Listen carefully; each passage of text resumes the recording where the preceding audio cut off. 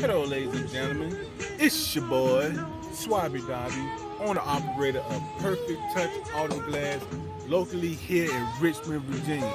Right now, we got a special going on with those labor-free windshield replacements.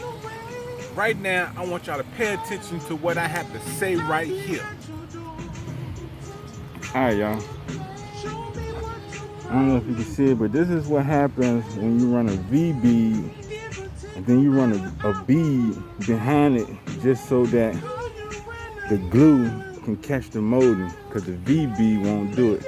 This is why I recommend a round vehicle, a round bead for these type of vehicles right here. V bead sucks, but you know, I'll fix it. And look here, they running double beads. This technician right here is some crap. They're running double beads. Just make sure they don't have no leak issues. This is a scary guy right here. God knows where he learned his talent from.